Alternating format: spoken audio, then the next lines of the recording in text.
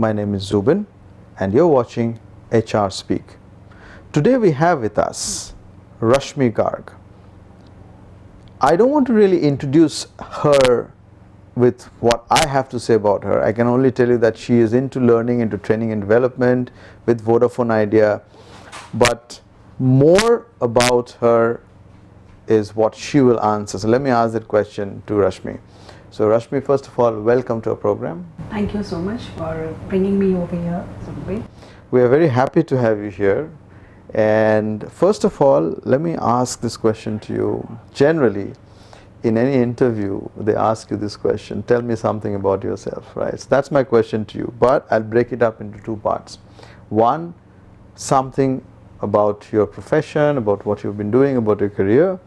But the second part is something about you other than work. Okay, so let me start with something about my profession, because that's what you asked first. I have been all in all into learning and development. Training is my passion. I started my career with Tata Steel as a management trainee, and I was there for almost a year, and then I got married and I moved to Bangalore. So when I moved to Bangalore, I left my job in Tata Steel, and I was looking for something interesting to start with. That's where I decided to start in the blooming, I would say the growing sector of that point of time. I'm talking about 2005, 2006. That is insurance. Mm-hmm. So I started my career in insurance way back in the year 2005, 2006. I worked in that industry for almost 7 to 8 years. And all in all, I was into either sales or into sales training. And I had a big exposure into learning and development, training, grooming people, coaching people in that industry. And after that, I took a plunge and moved from that sector to a different sector, which is telecom. And I started my career in Vodafone, which has now been merged into Idea, and now it's Vodafone Idea. And in Vodafone Idea, I'm right now heading the L&D vertical for entire East cluster, which comprises of around 5 to 6 circles of Vodafone Idea. And I primarily take care of the contact center and the customer service vertical L&D activities. That's a little bit about my professional background. On the personal front, I'm married for last 13 years, and I have one husband and one son who is 9-year-old. And as a family, we are very passionate about a lot of things: sports, dancing, movies.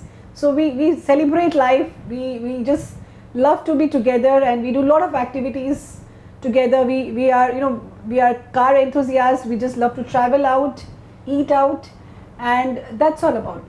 Okay, so let me ask you a little bit about the Vodafone Idea merger. So you were in the organization when that happened? Yes, I have seen through it and I've been through it. What do you think any person needs to do or prepare if you are in an organization which is going through a merger or maybe an acquisition? So I think this people say this is one of the biggest merger India has ever seen. In fact, globally also this is one of the biggest merger, and there are a lot of learnings which this merger has given to all of us, and I would just like to share my learnings more from an L&D, eye of an L&D professional. See, it's very important when an organization is going through such a big transition. It's important to upskill yourself, and very importantly, you should know where you would like to position yourself once the transition is over. It's very important to be clear that whether you want to continue after this merger or you would like to look out for something else. If you're sure that you would like to continue, then it's time now to upskill. That's what I'm saying. So you have to keep on identifying opportunities, because in the time of merger there are a lot of uncertainties. In fact, as far as your roles and responsibilities are concerned, it all takes a very diminishing approach, because organization is going through a big change. Yeah. So you have to understand that as the organization is going through a change, you as a person also has to change as and when your organization is changing. So keep on reinventing yourself, exploring new things, so that when the organization takes a call of whom to keep and whom not to keep, then you are the preferred person, because you have actually invested in yourself. In fact, that's a very important aspect. If I look at the career of any person, I see that people who are willing to move a step ahead, are willing to run a mile more, are the people who anyway do very well in life in general. I mean, here we are talking about a merger situation where you want to stay in the organization and continue performing.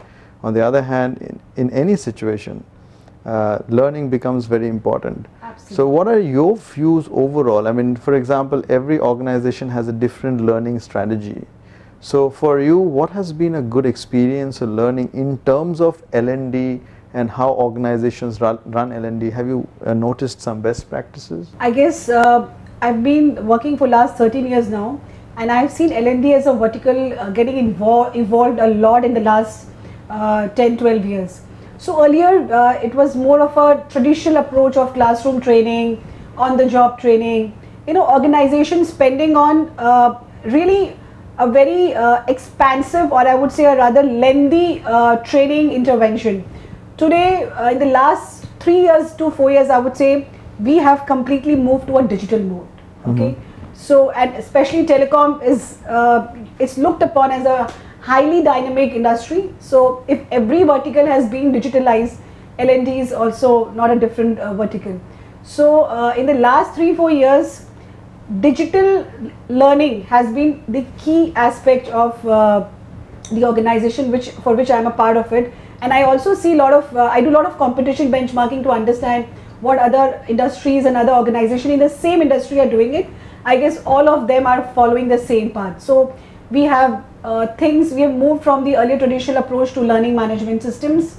We have moved to gamification, we have moved to mobile learnings, we have moved to a lot of KMS tool, which gives you faster and instant learning as compared to a very longer and a very slow learning approach. So this is a revolution, I would rather say, in the L&D industry, and there is lot more to be done in the digital space in learning, because I guess now people say the new generation, the people, the frontliners, who are actually the main people who need to be trained and groomed, they are faster. They cannot have a classroom training for 10 days, 12 days. We cannot grasp their attention. So we need to have a lot of interesting digital modes so that we can, groom them, make them skill readiness, which we talk about, make them capable enough to handle any challenges which are there. Yeah. So if you're moving into the digital mode, does it also have certain disadvantages? The biggest disadvantage what a digital mode has is about lack of physical touch. Okay, so today I guess every organization has something called as e-learning. Okay, anything which comes up, anything which requires a blanket approach in terms of complete organization needs a cascade. The modus of operandi which an organization takes is e-learning. Okay, they develop e-learning modules. We have a lot of portals through which you can go and take the learning. But the biggest thing is about the training effectiveness. How do we measure the training effectiveness? That is a big concern.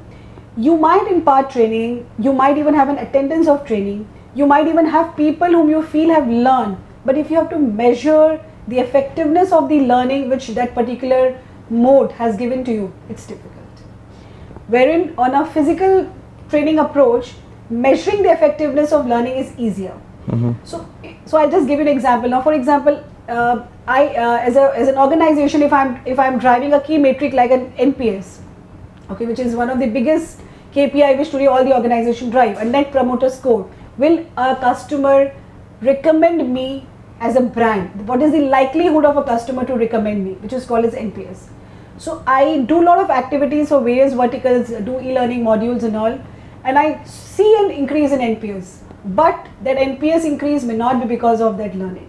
So it's very difficult to find out a correlation and a direct impact of that learning on any of my KPIs, which at times physical training, it becomes easy because if you follow the Kirkpatrick model, the reaction, the immediate efficacy of the training.